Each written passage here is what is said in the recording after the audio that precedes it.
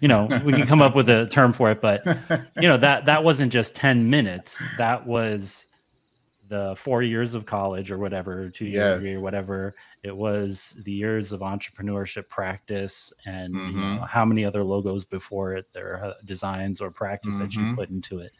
So charge for that. Don't be afraid. Yeah. Charge for it. This is Yeah. the kind of advice that I wish I would have gotten.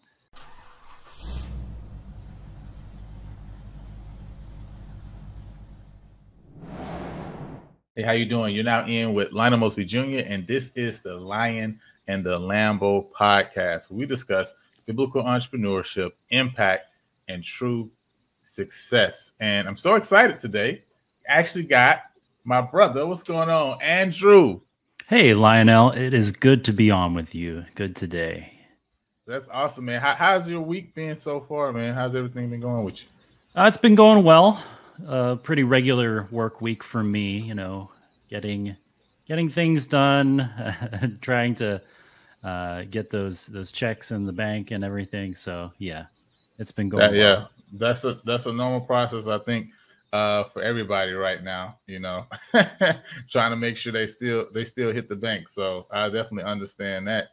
I actually want to ask you, because this is like a question I ask every single person that comes on a podcast. What do they consider, right, their biggest win to date as an entrepreneur?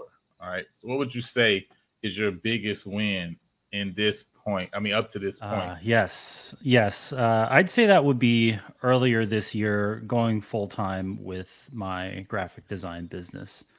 So I was doing it for so long, years, going on years, just kind of on the side as a way to support myself. And I can get a little bit more into that as we go on, but yeah, definitely earlier this year, I'm sorry, last year. It's 2022 right now, but yes, yeah, last year, deciding to go full time with a graphic design business. that's how much the years have just flown by right for you, apparently, because you're just saying, this year, you're talking about 2021. So that's really interesting. So when you say graphic designs, right, what do you consider, right, a graphic design artist? What is that cover, right? Because I know a lot of people say graphics, and they can maybe mean different things. So for you, what is that? What do you consider to fall under that umbrella for you as a graphic design? Well, that's a really interesting question. I was thinking about this because I usually get two kinds of people. I get clients who don't know anything and they want me to do some of the simplest things out there, like setting up a Facebook page or, social media type stuff, or, Wow. just slapping text on a photo. And then I get other clients who, want something very specialized, like, oh, can you typeset a book for me, custom, do this thing, and custom logos, very more intricate work. And then usually not a whole lot of people in between who are like, I'm just too busy. Most people are, but yeah, what I like to specialize in is logo design. That's probably one of my favorite things to do. But then in general, I tell people, design for print, anything that it can be printed, for web, for illustration, logos, and graphics in general, and some illustration as well.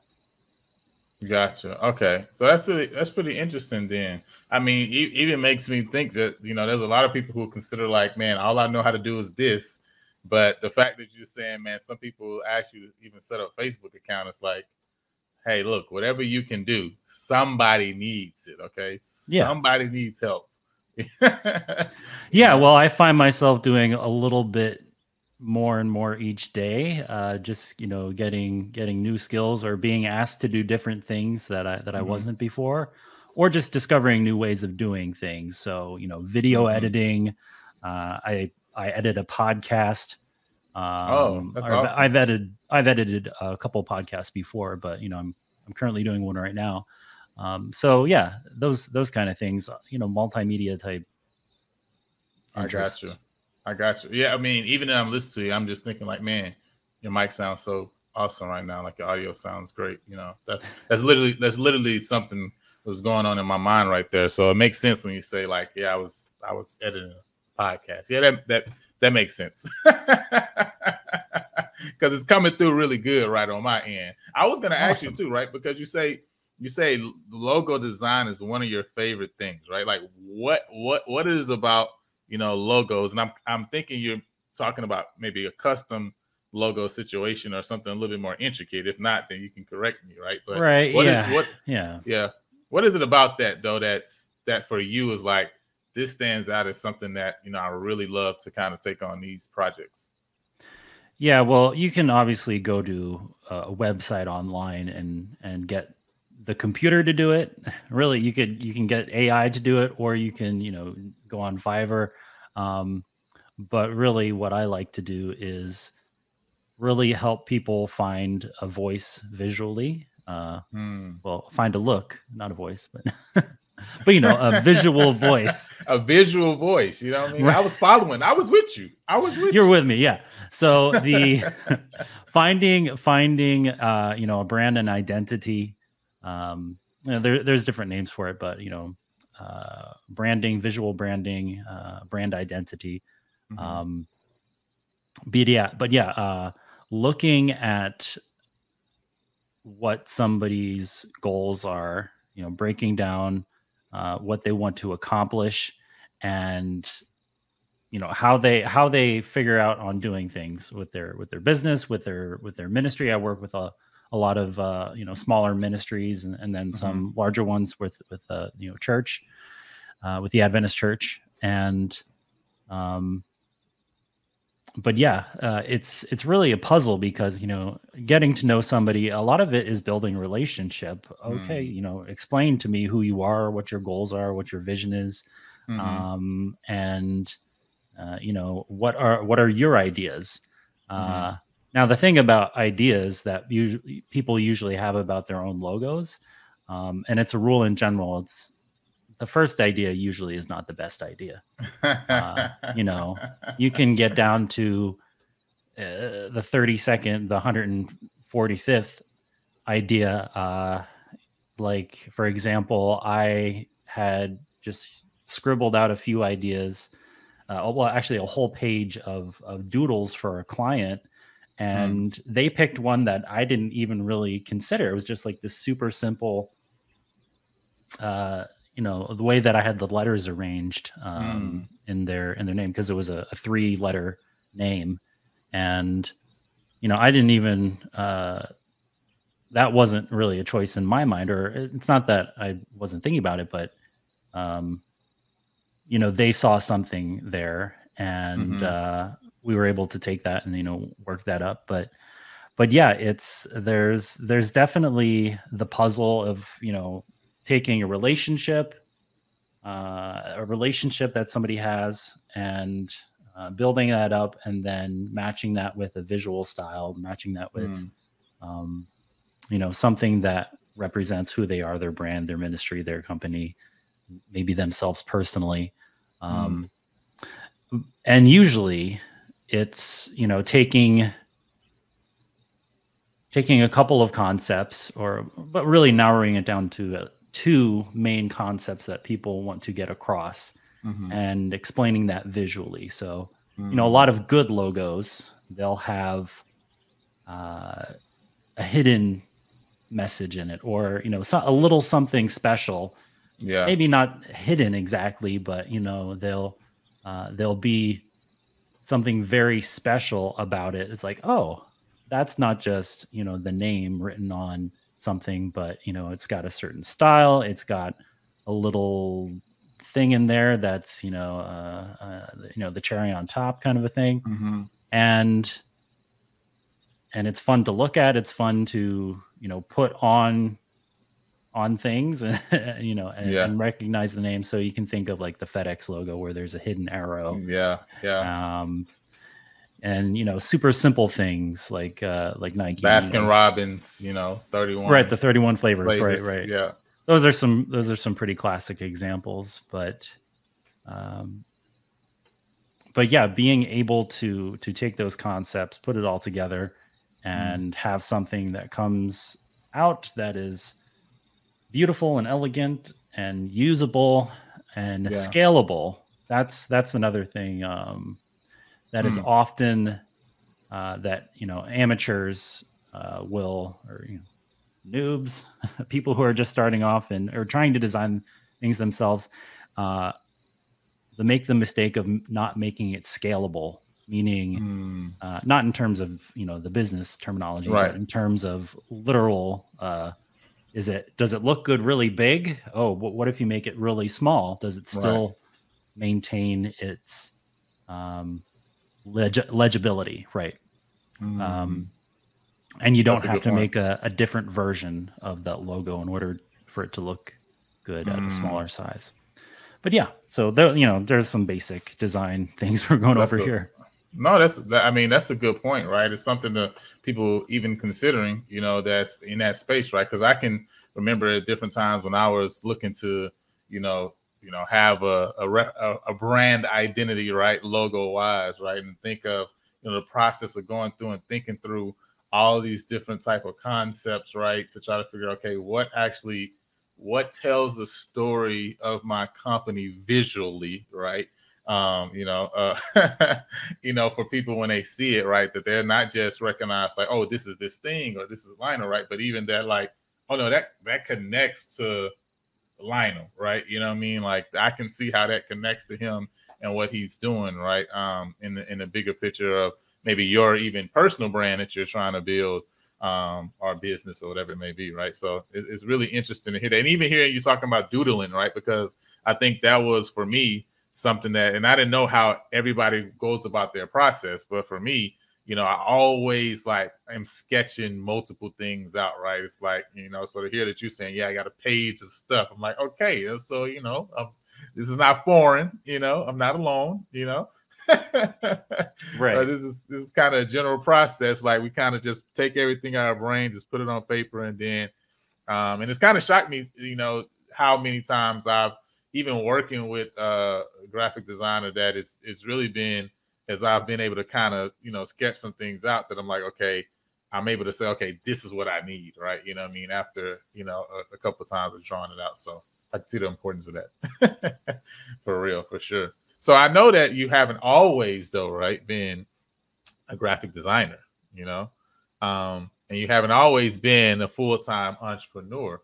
What was it that kind of led you to maybe moving in a direction that you say, I think I want to kind of take a step into, entrepreneurship, Hmm. even from the, and I mean, saying even not necessarily full-time first, right, but from you even starting that side hustle as you call it from before. Right. Yeah. I was always into art and drawing. I was that kid in class who was known for being the artist and, Okay. got bored after my, you know, after art class, halfway through the art class because I was done and, it looked good. Um, but yeah, I went to school for communication design. That's what my degree's in, Bachelor of Fine Arts. I graduated in 2009 from Kutztown University, which is in Pennsylvania, where I am currently. And then, yeah, upon graduation, wasn't such a great time for our economy.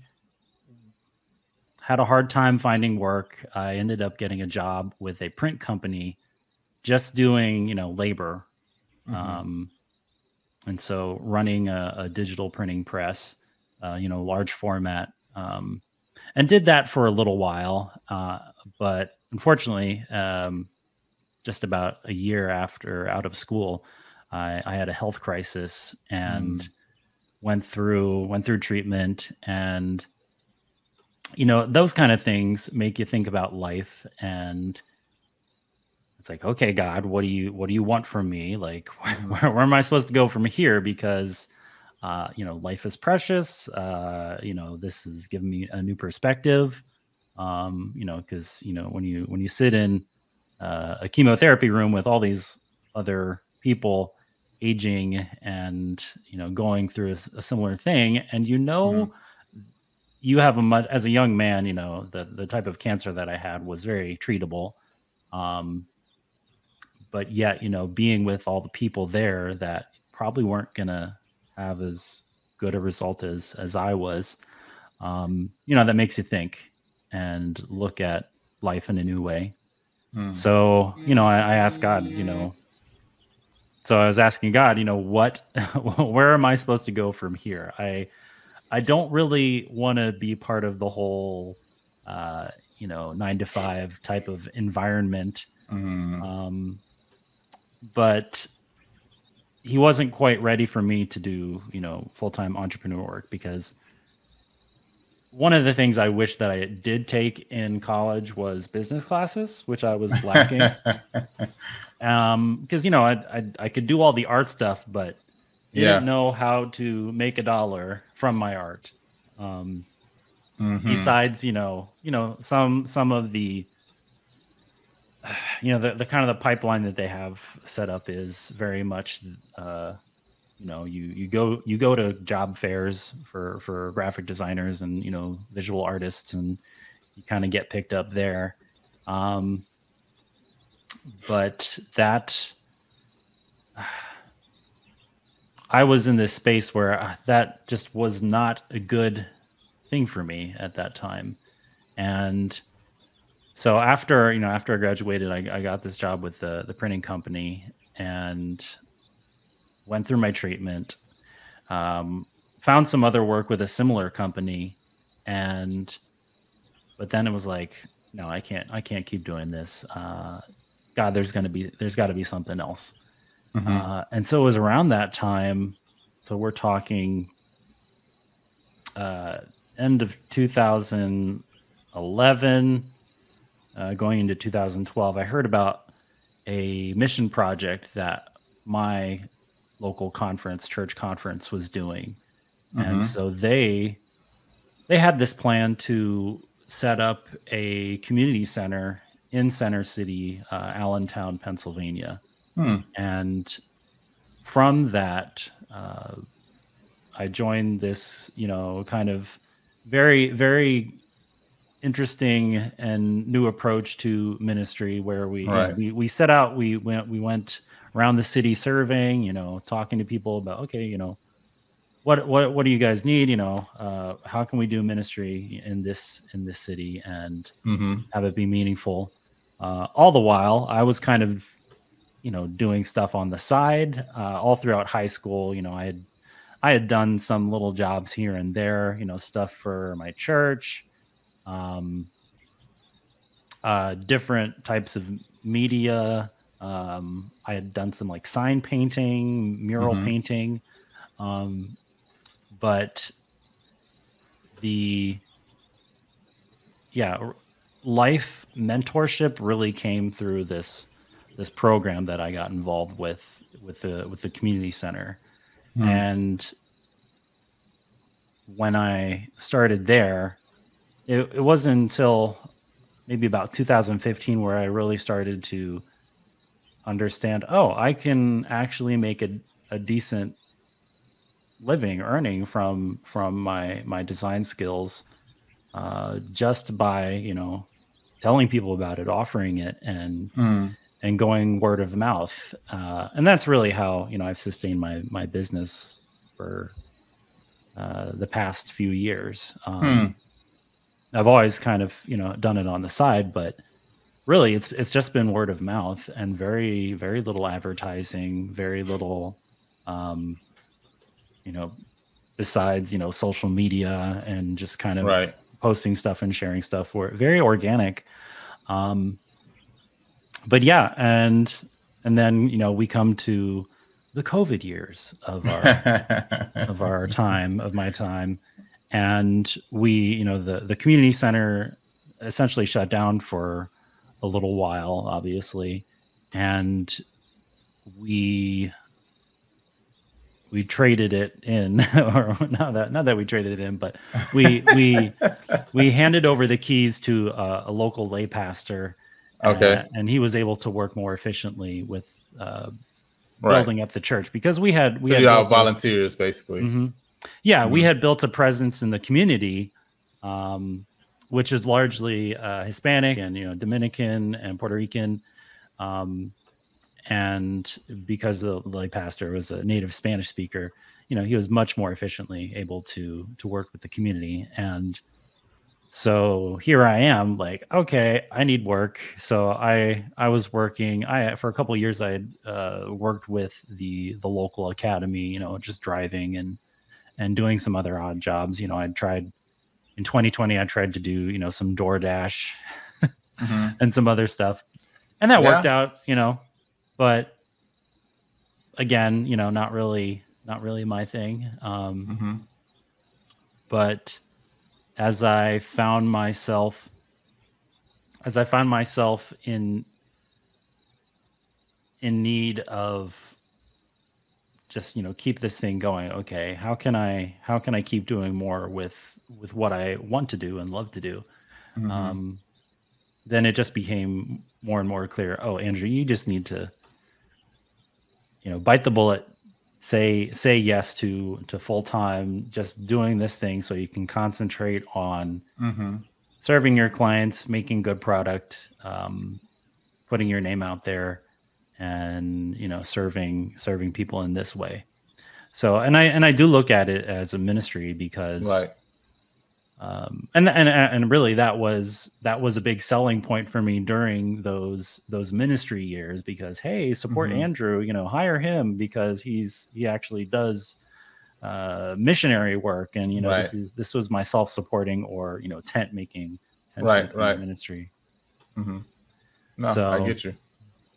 Yeah, but now I don't have that excuse anymore. But definitely, I still love working with ministries, and the church, and people who have a vision for the gospel and helping people know God. Yeah, I mean, it's awesome that you're able to do something that you love, to do, right? I think that in and of itself is a testament to a lot of people who are even listening to your story, right, and hearing, because a lot of times I feel that many Christians hold themselves back from even seeking to take what they love to do and actually say, well, can I minister through this? Can I provide for myself through this, right? And so they settle on something like you say, right, a DoorDash, but it wasn't my thing, right? I did this, wasn't my thing, right? They settle on one of those things that wasn't their thing, because they feel like, well, the thing that I love or I'm passionate about, like, can I really do this? I had a pastor on who was sharing about himself and how he said he's a master encourager, right? He that's what he see. God has really gifted him in being able to encourage other people. But it was amazing also to see that he recognized that gift that God gave him was also something he could actually use to turn around and say, okay, I can also monetize this thing so that I'm able to actually minister and help people, but also able to take care of myself and my family through that same gifting as well, right? You know what I mean? And I think a lot of people wouldn't even look at that thing as something that they could monetize in the first place, right? They would say, well, this is something I can do, is good, but I don't know if I could take care of myself, right? Like, I don't know if I could, finance the mission work that I want to do through this thing, So it's always encouraging when I hear people who say, no, this is a passion for a reason, right? This is a gifting for a reason. Like, this is a skill that God has helped me to obtain for a reason, right? And I really pray that more people will lean into those things that God has led them in, man. And so now you're at this point, and I mean, like I told you before, I've realized, like, man, some of these awesome logos that I've come across contact with, I'm like, oh, you are the brain behind it, So like, I thought that was super cool, not ever knowing who had done this work. Have you had an experience where, after you worked and kind of helped somebody with maybe their website or with their logo or things like that, to where, the response that you got back from them just really helped you to realize that you were exactly where you needed to be? Because I know how my response has been sometimes with people I've worked with, and what they've delivered. It was just mind blowing. Just like, oh my goodness, you're awesome, right? You know what I mean? So I mean, Yes. are you on the other end, right? Like how you had that experience? Can you maybe tell us a little bit about maybe that experience that helped you to realize that? Yeah, I remember a client who was just, you talked about the pastor who's an encourager, was that right? And Yeah. I had a client who was very much like that. They were super excited about my work, oh man, this is great. You're a beast, bro, and and you're doing great work. You need to charge way more for this. And I took that to heart. And I'm glad I did, because it is something you need to consider, especially Hmm. knowing your value. And I think that's something Yes. that a lot of entrepreneurs or anybody really working within the ministry church field or adjacent to it, the way that I am, you need to see your value and your worth. This is time. It's not just the time you're putting into it. It's the skills, it's the headspace. So it's like, Hmm. okay, how much of this is of my brain is this going to take up? And, am I going to Mm. be worrying about this and, processing, charge for that, charge them for how much that's going to take up your life. Um, because they're paying you for your brain. And, but also, that how quickly you can do things. There's this kind of interesting balance between, Mm. okay, should I charge hourly or should I charge, flat rate? But Hmm. what if I can get things done really quickly? Like, Right. well, no, you need to charge for that, not just a flat rate, but Mm. actually be aware of what your value is, and ramp it up. Because if you're able to get something done in 10 minutes Hmm. that maybe used to take you an hour or would take another designer an hour, then yeah, you need to charge just as much as it would to take you an hour or even more, Right. because it's taking Right. you less time, but you can do the same thing. Hmm. Because that wasn't just 10 minutes of an hour's good design.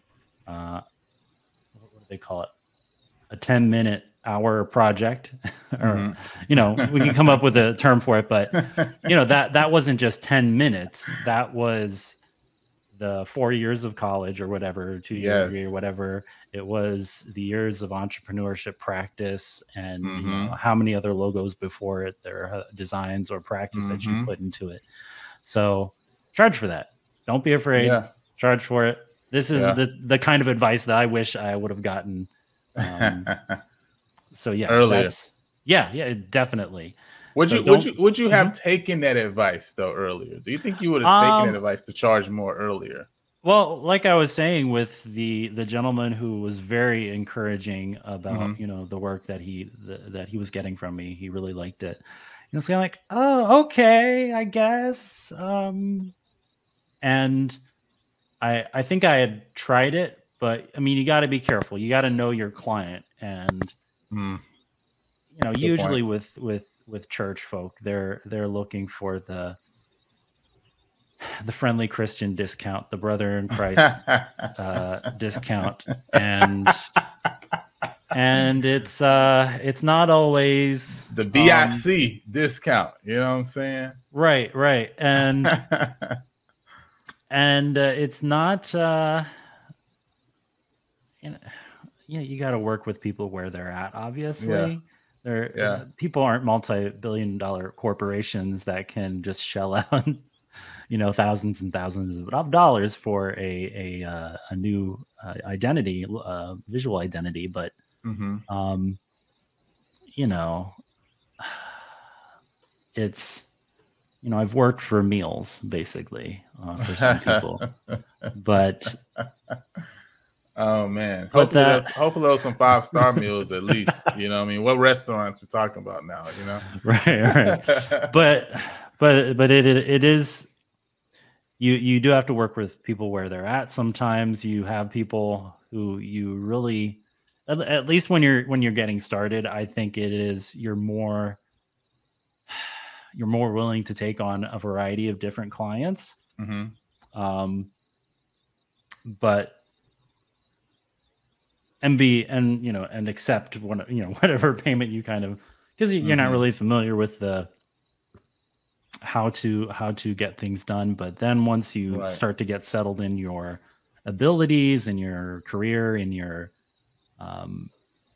demand, then it's like, okay, now these little kind of side jobs, I can't stop to wait tables. I got to go on and preach the gospel, kind of a thing. I gotta get these big jobs because I need to actually make a sizable income, and it's just not always worth your time to help out people who just need something really simple. I mean, sometimes you can get it done fairly quickly, and you do it at that point, it's like, just have like one free pro bono job that you do for the church, rather than having to go through the process of, okay, like, what are you going to pay me? What can you do for me to pay for this project? But yeah, I mean, that's a good policy to have, to do a little bit of free work here and there. Yeah. And especially as you building, as you're growing, right? You got to have some type of social proof that you're able to show, that you can do what you say you can do, and that it's worth what it is worth. But I think what I've found coming up, and I feel like a lot of times this is an issue for a lot of creatives, because I did photography and videography for a long time as well. And so I think when we talk about people in the creative space, you mentioned it earlier about wishing you had some business classes. But I think one thing is not only being creative, but then also being creative in a Christian community space, right? Environment is kind of like two sides of a coin that, like, many times does not work well together, right? Because already in a lot of Christian communities, right, there's kind of this, brother in Christ, what I'm saying, COTK, Child of the King discount that we want in general, right? What I'm saying? But, I mean, where's my COT code, right? But, and then on the opposite side, right, my redeemed, I put in redeemed on the website and it didn't, bring it down 75%, right? So, there's that discount that's already wanted, right, from that side and in the community in general. And then from a creative standpoint, when you're in a creative field, right, many creatives themselves, right, don't understand business, right? And so they're not thinking about, for example, when I'm thinking about with photography, you got replacement costs, I got to think about insurance. I need to be thinking, it's more than just like time that's involved, right? Like, it's not just simply time. And like when I used to do videography, it's like many times I say, me coming here and shooting this is a portion, a tenth of the time that it's going to take me to actually do the project, though, right? Like, all the time is actually on the backside of this, is after this, when you don't see me no more, right? It's the editing on the back end, right? So I can't just think about the time, right? And I think one of the things that helped me out after a while was to realize, I need to charge based on the value, not based on the time. And I think that was such a huge revolutionary change for me. It's like, what value am I bringing to this company or this individual or whatever by this service that I'm providing to them? And so, instead of me penny pinching away, right, which also made me deal with people who also with penny pinching away at me too. Like, I'm already doing all this work and now you penny pinching me. Like, this is crazy. I'm already penny pinching myself. But they helped me get out that mindset and start to think about, well, I'm making this product for this dentist office, for example, right? And, I put this out, right? I ran an ad for them for 2 weeks, and now they got, 35 people that hit them up and they're coming into their dentist office. Like, what type of price point is that, right, for them as a company? Like, what are they making off of just that service for just this small period of time, for example, right? Not to mention that this could live for a while, right, if they do it right. But I need to think about that, right? Because that's the actual value for this particular company in this particular context, for example, right? Versus me just saying, well, it took me, an hour and a half to shoot and set up. It took me, 3.5 hours to edit, and it took took me this amount of time to deliver it through whatever media I delivered to. But it's like, what is the value that you're providing? How are you helping them? That, to me, that's a better way to frame it. And I think early on in our entrepreneur journeys, we have no concept of how to value our service, right? And if you don't, and if you don't have a coach or somebody who has been in that, through that process before in your field or industry, like, it's like it does take you a couple bumps and bruises to get to the point where you say, okay, I have to charge. Even my hard drive failed, and I realized then, like, I got to charge the church because 80% of the stuff on here is church work. But I can't go to the board and get $1,000, which is what they're trying to charge me right now to get the stuff on my hard drive, right? I can't go to the board and say I need $1,000. You see what I'm saying? So I needed to already have the $1,000 there to replace this or to fix it in the first place. You see what I'm saying? And so, that changes the perspective. We come from, when we usually transition from 9 to 5 to entrepreneurship, we do have that mindset of hourly wage. It's like, in this other job, when I was stocking shelves or doing whatever, flipping burgers, it was, I got so much an hour, and I guess I'll just do that for my own business. It's right. Well, yeah, maybe for some things that are smaller and laborious, and you otherwise can't really fit into a broader payment scheme.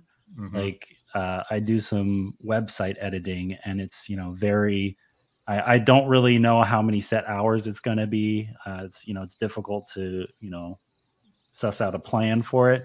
So I'm just charging them hourly because it's like, well, all right, but you're the only one. But all these other projects, I'm thinking in hundreds of dollars for this. Like, okay, where's this going to end up? If I'm going to have to put this much energy into this project, right? And time and creative, and because it's a creative project, really. Those little puzzle pieces I was talking about, like. How can I hide something in this logo? It's like, well, that doesn't always come to you right away. And it's not just like a, produce on demand type of thing. It does take a little bit of work to see that and think about that and eventually what can work. Because, I'm working with churches here, and there's only so many times I can put the Bible, fire, a cross, dove, something like that into a logo. So we gotta be a little bit more creative in the Bible. Okay, you got the lion thing, but you don't really see too many lions on church logos. It may be a little too aggressive. You know what I mean? Right, but I have seen them. So they're out there. You gotta search for them a little bit, but yeah, if there's a reason that all the Christological symbology has been basically used by the classical denominations already, and it's so all these newer churches, that's why they do the whole vertical and elevation and verge and edge and throwing in an adjective church, right? But this process of getting to know your client, understanding where they're at, that's all part of it. And to charge accordingly. Yeah. So we could talk about pricing. We could keep going on about this. But yeah, it does really come down to understanding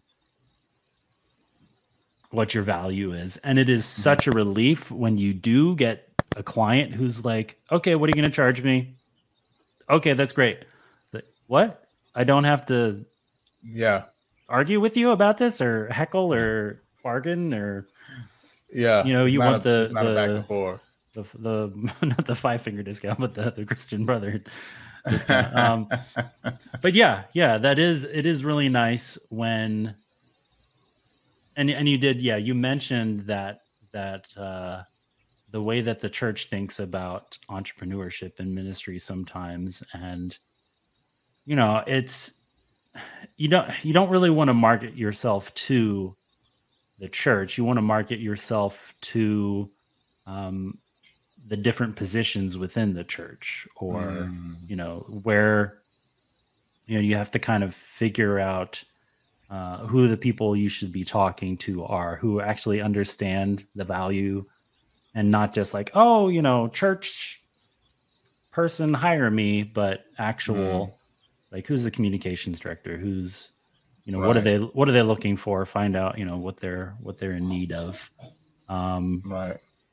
And sometimes I just get lucky, or God blesses me with friends that I've worked with in the past, and now they're in different positions. Like, I just had somebody, I just was finishing up today, actually, the a camp meeting booklet program, designing that, because a friend of mine, he became a communications director, and he knew that I did design work. And so, keep friendly with people, and who knows, that's kind of the thing you become known for. Like, if you're known for doing well, for being good at what you do, and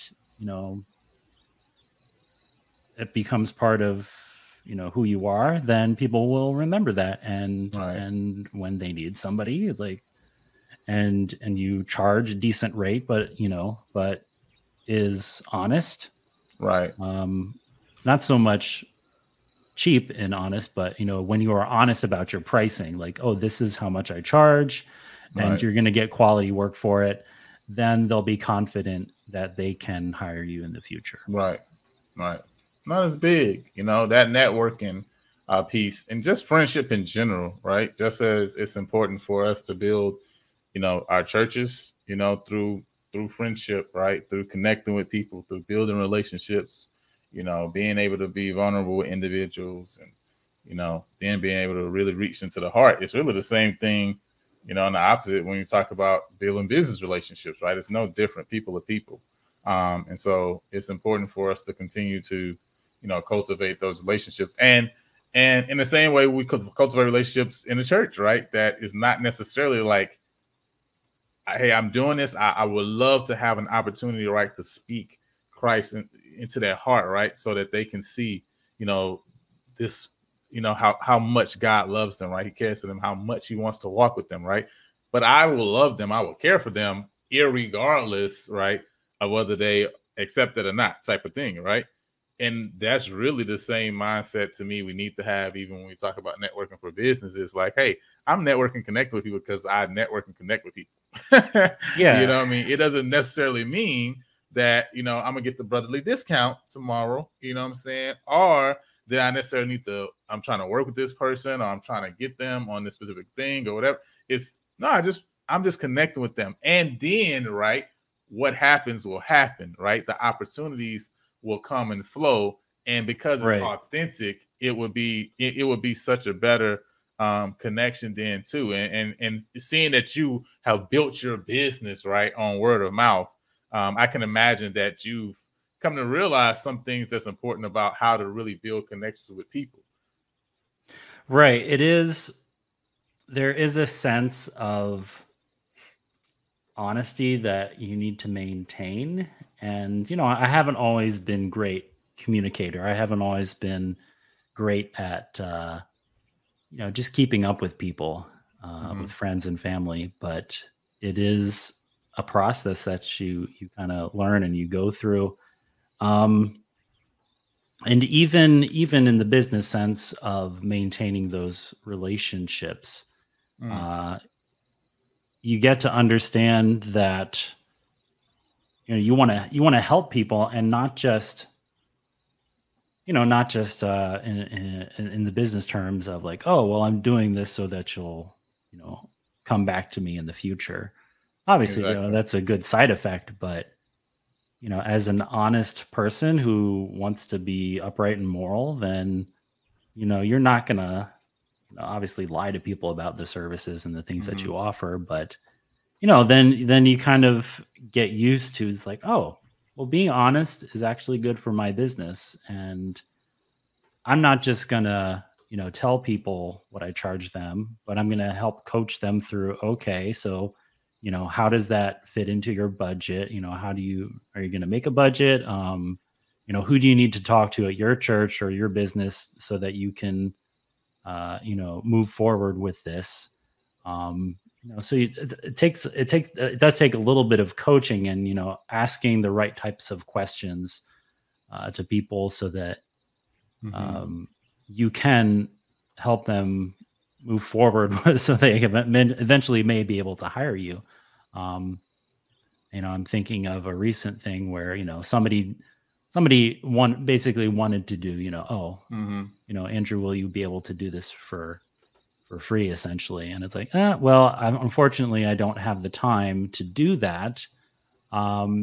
Does your church have a budget? You know, this is what it's going to cost. Would you be able to maybe find a sponsor within the church? You know, like we're talking Renaissance style patronage. You know, let's bring that back. That's actually a decent model, I think, for creatives and artists in the church. But yeah, we do have this kind of in the church, we do have this hesitancy for the creative arts because we are so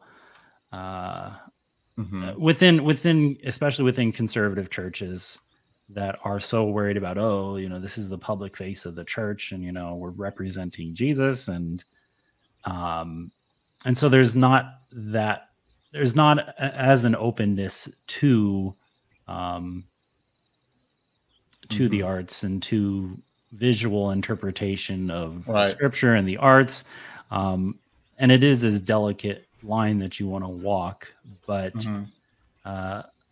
it is necessary. And so I like to say, if you're not planning on having a design for graphic design, for visuals, for, you know, presentation, then you're not really planning on budget, and you're not really planning for evangelism. Then, you know, it's a missing piece. So and because of that, and because we are such a program heavy church, you would think that we kind of understand it, but we seem to rely on a lot of older methods to do these things. And, you know, we have these companies that kind of, you go to them and they put together a program and a package for you, and they're not always, you know, hip to the scene about things in the way that people communicate these days too. So there's a business model and goal for somebody to dig into, like, how can I help people, you know, how can I market to the modern secular world without it, you know, offending church people? But, you know, and I know there are people out there that do that kind of thing. But to really crack that code of how to do that. Yeah. So I'm doing something kind of adjacent to that. And especially with a couple of my projects, you know, how do you communicate to, you know, how do you find that nice space, sweet spot between the, you know, modern contemporary world and the church, which is kind of stuck in its thinking, and, you know, meet in the middle to get something that kind of satisfies both needs and desires, and speak with clarity.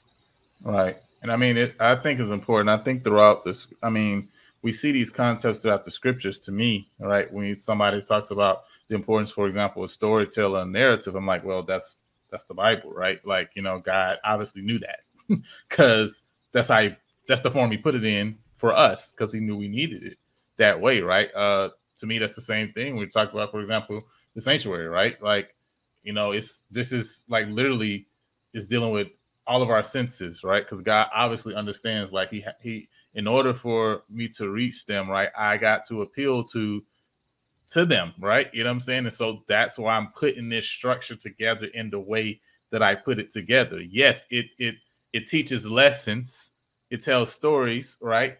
But it's also different elements that connect with these different senses that he's built inside of us, right? And so for us not to think about the importance of how we tell something visually, it doesn't make sense even to me to what like the Bible is showing us, right? You know what I mean?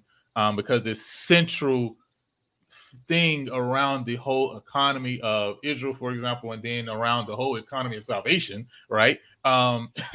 Is this structure, right? That is like, if you had to say, like, man, what it brought to your mind, to your eye, to your what you could hear, right? Like, you think about all these senses that are involved, right, in what God, how He used it.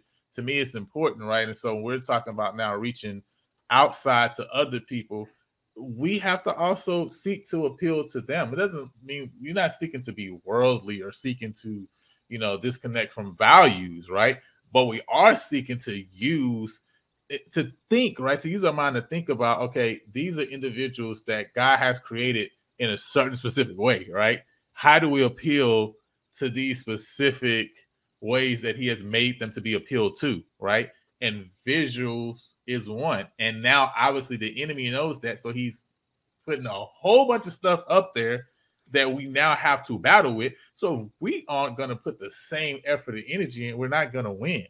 You know what I mean? And it has nothing to do with even that people don't want the gospel or people don't want Jesus, right? You know what I'm saying? A lot of it has to do with, are we even putting our best foot forward, right?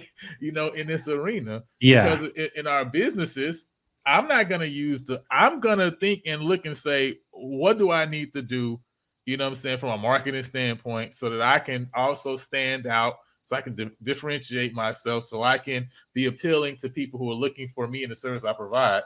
But now, why wouldn't I do that when it comes to my local church, for example, or my, union or conference or whatever, right? Like, why would we also seek to do the same thing? Because we also are competing with other things, seeking to draw attention other ways, right? And so, yeah, exactly. Yeah. So it's we live in a visual age where I think the parts of the church are stuck in the oral tradition, and it's not that the oral tradition is dead. Look at how podcasting has taken off. And I mean, I think most of your viewers are watching this on YouTube and video and video format, but it's a combination. It's not just oral, it's not just visual, it's the option or the privilege of being able to choose which one you want to consume and which one's most convenient for you. And when we as a church don't offer that and aren't aware of those dynamics, then we're losing people, or we're not commanding the attention of people in a way that we could be. So so we have to utilize all of our skills and talents of people who have them, whether it be the visual and the audio and and still images, illustration. And I didn't really grow up with the felt boards like some Christian kids did, but now that I've seen them and understand them, it's like, oh, some of these things, that's really what they are for people. These are just a visual way to represent things in scripture, or and have it be understandable. And so maybe that's a way for people to help other artists and visual people who are invested in visual to explain to their local church, their local congregation. These things are to help people understand the gospel, and that's why we should invest in them. And part of it really is just the need of the church to be humble and seek humility, because good point. We do get so wrapped up in like, oh no, this is the way that we've done it and always done it, and we can't change. But yet a church, any organization who is able to cope with change and see the value in teaching the next generation, and is not stuck in their way of thinking. I mean, obviously those are in the business world. Those are the businesses who die, who can't change with the times and update and go to the places where people are at. Like, imagine if companies didn't want to go to Facebook or Instagram or, these other platforms. It's like, oh, right. Well, are you going to just hand out flyers and, go around with a speaker on top of your car and shout things? But no, it's, I believe the term is keychain leadership. And generally I see, I think our churches can do better in those terms of allowing young people in general to take ownership, allowing them the freedom to have some responsibility. Obviously it has to be earned. You have to let there be mentorship and discovery of a young person's ability, and that you have confidence in them that they can do those things. But then when the time is for entrepreneurship to set in, then you've already built upon this system of like, they are a responsible individual in little things. So that means, these things where we're actually paying them money for, for things that they're good at, then it's gonna make a difference in that way. And so, but we don't, a lot of churches don't have that system in place. And, we are very much stuck in I'm going to hold on to my keys and my positions of power and hierarchy. Right. No, I get you, man. I get you. So, I thank you so much for coming and jumping on and just sharing and just talking a little bit about, the digital world, right? You know what I mean? And really just hopefully showing many people the importance of it, and talking a little bit about your story as well. How can people get in contact with you if they're saying like, hey, I need to hit up Andrew because, I got some stuff, I got some projects, you know what I mean? And I got some money to pay for it too, Exactly. So you can check out my website at 42design.co, 42design.co, 42design.co. And everywhere else on the internet, I'm known as Andy Roo 42, ANDIRO 42. So 2 O's, 42. That's awesome, man. That's awesome, man. I appreciate you coming on. Also, I just want you to share a little bit about, you and some others also have some creative things that y'all are doing, in the world of, online, especially, technology, as far as really, seeking to push the gospel out in some really interesting ways too. Can you just kind of share a little bit about that before we close?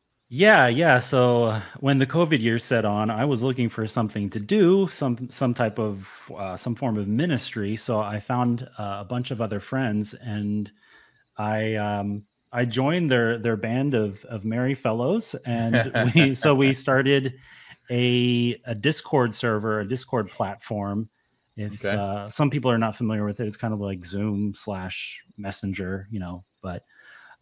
Basically, it's a platform that was created by gamers for gamers, and it lives as its own kind of social media platform. But it's a place where we minister to gamers and creatives, and a place where anybody can come on and just enjoy themselves and have fun.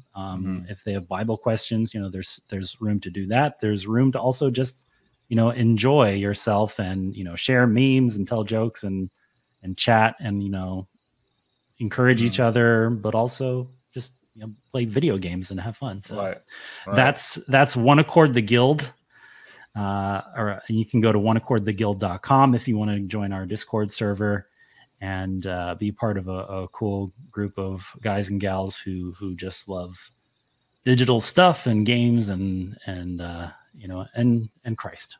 So, hey man, that sounds awesome, man. So y'all also check that out as well. We'll put the link to all of this in the description so you guys can have access to it. So if you want to get in contact with One Accord the Guild, you know what I'm saying? If you want to connect with Andrew as far as getting some logos done, maybe getting some website flips, you got an ebook trying to put together, whatever it is, right? You can get in contact with him as well. Of course, he knows his value.